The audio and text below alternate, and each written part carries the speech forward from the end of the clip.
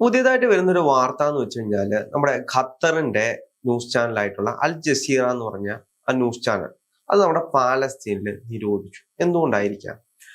നമുക്കറിയാവുന്നത് പോലെ ഈ royal Qatar ഫാമിലിയുടെ ഒരു മൗത്ത് പീസ് ആണ് അൽ ജസീറ എന്ന് പറയുന്നത്. അവർക്ക് ഇംഗ്ലീഷ് ചാനലുണ്ട്, അറബിക് ചാനലും ഉണ്ട്. ലോകം മുഴുവനും ഈ ചാനൽ എത്തിക്കാനുള്ള എല്ലാ സംവിധാനവും ഉണ്ട്. നെറ്റ്വർക്ക്സ് ഉള്ള ഒരു ചാനലാണ്. ഒരുപാട് പ്രേക്ഷകരുണ്ട്. വലിയൊരു ചാനലാണ്. BBC പോലെ വലിയൊരു നെറ്റ്വർക്കാണ് അൽ ജസീറ എന്ന് പറയുന്നത്. ഇവർക്ക് പലപ്പോഴായി ഇവർക്കെതിരെ വലിയ ആരോപണങ്ങൾ ഉണ്ടായിട്ടുണ്ട്. ഇത് സ്ഥാപിക്കപ്പെട്ടത് 2006 അപ്പോൾ മുതൽ ഇവർക്ക് ഭയങ്കര ബയസാണ്. ഒന്ന്, ഖത്തറിന്റെ ഇന്റേണൽ പ്രോപ്പർട്ടി ആണ്. ഖത്തറിന്റെ ഫോറിൻ പോളിസി അതേപടി ഫോളോ ചെയ്തേ പറ്റുള്ളൂ. കാരണം ഖത്തറിന്റെ ഓണർഷിപ്പിലുള്ള ഒരു സ്ഥാപനമാണിത്.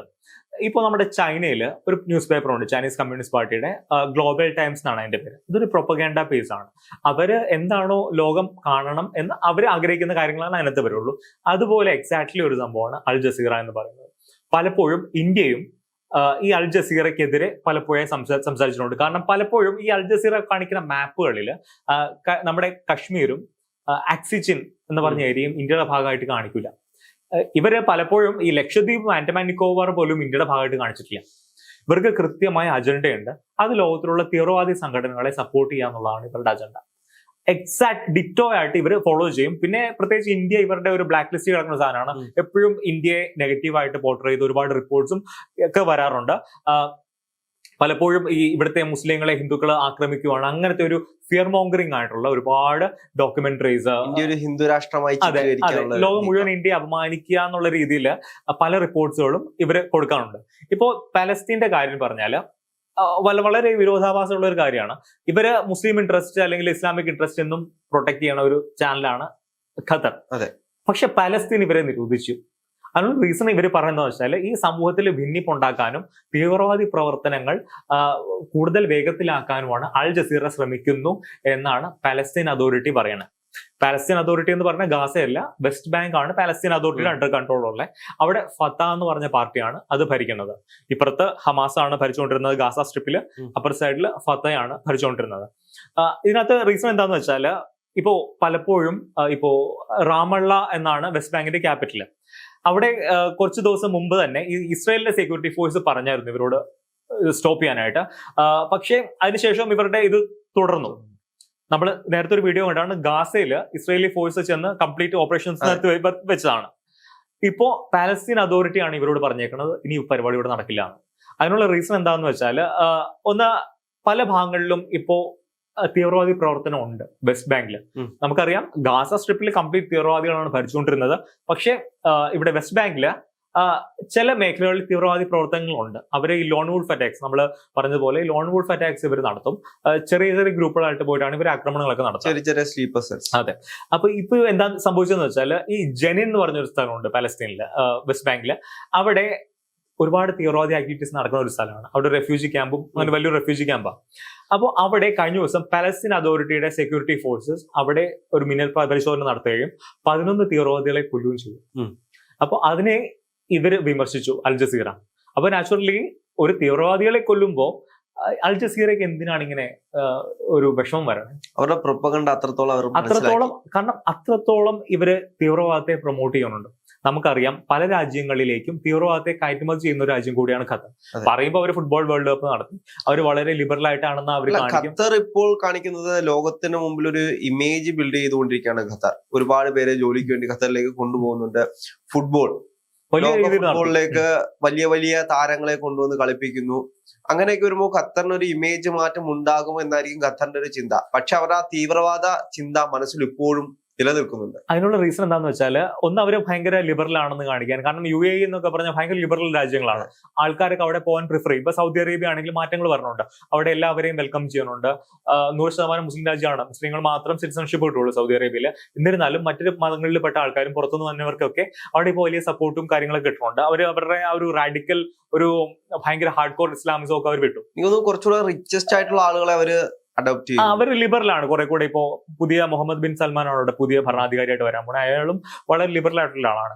അപ്പോഴാണ് ഖത്തർ എന്ന് വെച്ചാൽ ഒരു സൈഡിൽ അവർ ലിബറലാന്ന് കാണിക്കുകയും വേണം, മറ്റു സൈഡിൽ കൂടെ അവർ തീവ്രവാദത്തെ പ്രൊമോട്ട് ചെയ്യുകയും ചെയ്യുന്നുണ്ട്. ഇപ്പോൾ ഞാൻ പെട്ടെന്ന് ആലോചിക്കുന്നത്, ഈ പണ്ടൊരു ഹിന്ദി സിനിമ ഉണ്ടായിരുന്നു, അതിന്റെ പേര് മിഷൻ ഇസ്താൻബുൾ എന്നാണ്.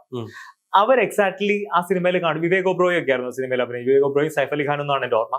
അതിനകത്ത് അവരുടെ ഒരു തീം എന്ന് പറഞ്ഞാൽ ഒരു ന്യൂസ് ചാനൽ കേന്ദ്രീകരിച്ച് വലിയ തീവ്രവാദി ആക്രമണങ്ങൾ നടത്തുന്നു. ആ തീവ്രവാദി ആക്രമണങ്ങളിൽ പെടുന്ന പല ആൾക്കാരും ഈ ചാനലിലെ റിപ്പോർട്ടർമാരാണ്.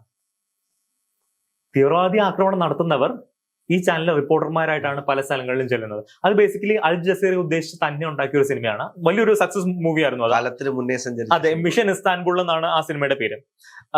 അപ്പോ ഇവരുടെ പരിപാടി ഈ അൽ ജസീറ ഓപ്പൺലി ഒന്ന് വളരെ സൂപ്പർഫിഷ്യൽ ആയിട്ട് ഇപ്പൊ ഇന്ത്യയെ അറ്റാക്ക് ചെയ്യുന്ന പോലെ പല രാജ്യങ്ങളെയും ഇവരെ മോശമായിട്ട് ചിത്രീകരിക്കാൻ ശ്രമിക്കും. ഇപ്പോ ഖത്തറിന് ആരെയൊക്കെ ഇഷ്ടമല്ല എന്ന് വെച്ചാൽ അവരെയൊക്കെ ഇവരെ മോശമാകും. ആ ചാനലിലൂടെ അവരെ ടാർണിഷ് ചെയ്യാൻ നോക്കും. പ്രൊപ്പഗാൻഡ സ്റ്റോറീസ് വരും. ഇപ്പൊ ഖത്തറും സൗദി അറേബ്യയും തമ്മിൽ അത്ര നല്ല ബന്ധമല്ല. ഒരുപാട് കാലം ഖത്തറിന് ഉപരോധമൊക്കെ ഉണ്ടായിരുന്നു. അപ്പോ സൗദി അറേബ്യ ഇവരുടെ ഒരു ടാർഗറ്റ് ആണ്. അങ്ങനെ പല പല ടാർഗറ്റ്സും ഉണ്ട് ഇവര്. ഇപ്പൊ ഇവരെന്താ വെച്ചാൽ നമ്മളെ അൽ ജസീറ ചാനൽ കണ്ടാൽ അറിയാൻ പറ്റും. ഇപ്പൊ ഫോറിനേഴ്സ് ഒക്കെ അതിനകത്ത് വന്ന് വാർത്ത വായിക്കും. പർദ്ദയൊന്നും തന്നെ സ്ത്രീകളെ കൊണ്ടുവന്ന് വായിക്കും. അവര് BBC മോഡൽ ചെയ്താണ് ഉണ്ടാക്കുന്നത്. കാരണം അങ്ങനെ ഒരു ലിബറൽ ആയിട്ടുള്ള ഒരു ഫേസ് ആണ് ഇവർ കാണിക്കാൻ ഉദ്ദേശിക്കുന്നത്. അപ്പോ പക്ഷെ അവർ പറയുന്നത് മുഴുവൻ തീവ്രവാദം. ഇപ്പൊ നമ്മുടെ നാട്ടിലും ഒരു ചാനലുണ്ട്. ആ ചാനല് കേന്ദ്ര സർക്കാർ നിരോധിക്കുകയും പിന്നെ കോടതി അതിന്റെ നിരോധനം മാറ്റുകയൊക്കെ ചെയ്തു. അതിനും പറയുന്ന തീവ്രവാദത്തെ പ്രൊമോട്ട് ചെയ്യുന്നതാണ്. അപ്പൊ അതുപോലെ ബേസിക്കലി ചിലപ്പോൾ ഈ ചാനൽ ആ അൽ ജസീറ ഒരു മോഡലിൽ ഉണ്ടാക്കിയതായിരിക്കും. എന്നിരുന്നാലും അൽ ജസീറയെ ഇപ്പൊ നിരോധിക്കുന്നത് വഴി, പലസ്തീൻ അതോറിറ്റി നിരോധിക്കുന്ന വഴി പല സന്ദേശങ്ങളും കൊടുക്കുന്നുണ്ട്. ഒന്ന്, അവർക്ക് നാച്ചുറലി ഇപ്പൊ ട്രംപ് 20-ാം തീയതി അധികാരത്തിൽ വരാൻ പോവാണ്. അപ്പൊ നാച്ചുറലി ട്രംപിന് ഒരു മെസ്സേജ് കൊടുക്കുന്നുണ്ട്, ഞങ്ങൾ ഒരു കാരണവശാലും തീവ്രവാദികളെ പ്രൊട്ടക്ട് ചെയ്യുന്നില്ല. ഈ അൽ ജസീറ ഒരു തീവ്രവാദത്തിന്റെ മൗത്ത് പീസ് ആണ്. അപ്പൊ നാച്ചുറലി ഞങ്ങൾ വളരെ സ്ട്രിക്റ്റ് ആണെന്നുള്ള മെസ്സേജ് പലസ്തീൻ അതോറിറ്റി അമേരിക്കയ്ക്കും ഇതിനകത്ത് കൊടുക്കുന്നുണ്ട്. രണ്ട്, ഇസ്രയേലിന്റെ നടപടി. ഇസ്രയേല് മുമ്പ് അൽ ജസീറയെ പൂട്ടിച്ചിട്ടുണ്ട് ഗാസയിൽ വെച്ചിട്ട്. അപ്പോൾ നാച്ചുറലി ഇസ്രയേൽ പറഞ്ഞത് ശരിയാണ് എന്ന് പലസ്തീൻ അതോറിറ്റി കൺഫേസ് ചെയ്യുവാണ്. പലസ്തീൻ അതോറിറ്റി എന്ന് വെച്ചാൽ നാച്ചുറലി മുസ്ലിങ്ങളാണ്. ഫത്താഹ് എന്ന് പറയുന്ന മുസ്ലിം പാർട്ടിയാണ്.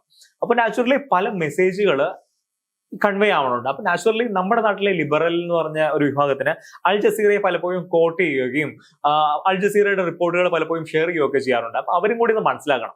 ഈ പ്രൊപ്പഗാൻഡ പീസുകളാണ് അൽ ജസീറ പലപ്പോഴായി മുന്നോട്ട് വെക്കുന്നത്. അപ്പൊ നാച്ചുറലി മറ്റൊരു രാജ്യത്തിന്റെ പ്രൊപ്പഗാൻഡ പീസ് വെച്ചിട്ട് സ്വന്തം രാജ്യത്തെ സർക്കാരിനെതിരെ, ഇപ്പൊ നിങ്ങൾക്ക് ഈ രാഷ്ട്രീയ പാർട്ടിയോട് വിയോജിപ്പോ താല്പര്യക്കുറവൊക്കെ ഉണ്ടാവും, നിങ്ങൾക്ക് ചിലപ്പോൾ വേറെ രാഷ്ട്രീയം ഉണ്ടായിരിക്കും. പക്ഷേ ഈ രാജ്യവിരുദ്ധ ശക്തികളുടെ കൂട്ടുപിടിച്ച രാജ്യത്തിന്റെ സർക്കാരിനെതിരെ തിരിയുന്നതും ഇതൊരു ക്ലാസിക് എക്സാമ്പിൾ ആണ്. കാരണം ഈ ലോകരാജ്യങ്ങളെല്ലാം കൂടെ ഒന്നാകുന്നതിന്റെ ഒരു സൂചനയാണോ ഖത്തറിനെതിരെ? ഖത്തറിനെതിരെ അങ്ങനെ നമുക്ക് കണ്ടുകൂടാ. അൽ ജസീറ, കാരണം ഖത്തർ ഇന്നൊരു ഫ്ലറിഷിംഗ് ഇക്കോണമിയാണ്, വലിയൊരു ഇക്കോണമിയാണ് ഖത്തർ. അമേരിക്കയ്ക്കാണെങ്കിലും ഖത്തറിൽ ബേസ് ഒക്കെ ഉണ്ട്. ലൈക്ക് ഇപ്പൊ തന്നെ ഈ അഫ്ഗാനിസ്ഥാനിൽ താലിബാൻ ഭരണം പിടിച്ചല്ലോ. അതിനു മുമ്പ് ഈ ചർച്ചകൾ മുഴുവൻ നടന്നത് ദോഹയിലാണ്. അമേരിക്കയും താലിബാനും തമ്മിലുള്ള ചർച്ചകൾക്ക് മധ്യസ്ഥത വഹിച്ചത് ഖത്തറാണ്. അപ്പൊ പല ഇതുപോലത്തെ ക്രൈസിസിലും കോൺഫ്ലിക്റ്റുകളിലും ഇപ്പൊ ഹമാസിന് ഖത്തറിൽ ഒരു ഓഫീസ് ഉണ്ടായിരുന്നു, അവരടപ്പിച്ചു, ഓഫീസ് പൂട്ടിച്ചു. അപ്പോ ഈ പല സംഘർഷ ഭൂമികളിലും ഒരു ഇടനിലക്കാരായിട്ട് നിൽക്കുന്നത് ഖത്തറാണ്. അവർക്ക് തീവ്രവാദികളായിട്ടും നല്ല ബന്ധമുണ്ട്, ഈ മറ്റു രാജ്യങ്ങളായിട്ട് നല്ല ബന്ധമുണ്ട്. നമ്മൾ തന്നെ മറ്റേ സിനിമയിൽ കണ്ടതാണ്, മറ്റേ നേഴ്സുമാരെ കൊണ്ടുവരാൻ വേണ്ടിയിട്ട് ഖത്തറില്. കാരണം ഖത്തർ ഈ തീവ്രവാദി നെറ്റ്വർക്കുകളായിട്ടൊക്കെ അവർക്ക് ബന്ധമുണ്ട്. അപ്പോ എന്തെങ്കിലും മധ്യസ്ഥ ചർച്ച നടത്തണമെങ്കിൽ ഖത്തർ ത്രൂ നടത്താം. പക്ഷെ അതിന് അറ്റ് ദ സെയിം ടൈം ഇവര് പ്രൊമോട്ട് ചെയ്യുന്നുണ്ട് ടെററിസത്തെ. അത് നമ്മൾ കാണണമല്ലോ. ഈ പെട്രോൾ ഡോളർ എന്ന് പറഞ്ഞൊരു കൺസെപ്റ്റ് ഉണ്ട്. ഈ പെട്രോളിൽ നിന്ന് ലഭിക്കുന്ന പണം ഉപയോഗിച്ച് തീവ്രവാദ പ്രവർത്തനങ്ങൾ നടത്തുന്നു. അപ്പോൾ ആ പെട്രോൾ ഡോളർ ഉപയോഗിച്ചാണ് ഈ തീവ്രവാദി പ്രവർത്തനം മൊത്തം നടക്കുന്നത്. പലപ്പോഴും ഇവർ കൃത്യമായി ഫണ്ടിങ് കൊടുക്കുന്നുണ്ട് തീവ്രവാദി സംഘടനകൾക്ക്. അപ്പോൾ ഇതൊക്കെ വെൽ നോൺ ഫാക്ട് ആണ്. അവർ ഇന്ത്യയിലും ഫണ്ടിങ് വരുന്നുണ്ട്, മറ്റ് പല രാജ്യങ്ങളിലും ഇവർ ഫണ്ടിങ് കൊടുക്കുന്നുണ്ട് തീവ്രവാദി പ്രവർത്തനങ്ങൾ നടത്താനായിട്ട്.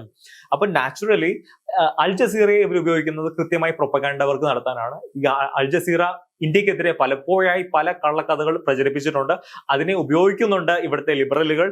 അപ്പോൾ എല്ലാവരും ഇതൊന്ന് കാണണം. ഈ അൽ ജസീറ നടത്തുന്ന ഈ പ്രവൃത്തി ഈ പലസ്തീൻ പോലുള്ള ഒരു രാജ്യം വരെ അതിനെ തള്ളിക്കളഞ്ഞിരിക്കുന്നു. ഇനി ഈ അൽ ജസീറ പറയുന്ന കഥകളിൽ എന്തെങ്കിലും വാസ്തവമുണ്ടോ എന്ന് 2 തവണ ചിന്തിച്ചാലേ ഒരാൾ അംഗീകരിക്കാൻ പാടുള്ളൂ എന്ന് മാത്രമേ എനിക്ക് പറയാനുള്ളൂ.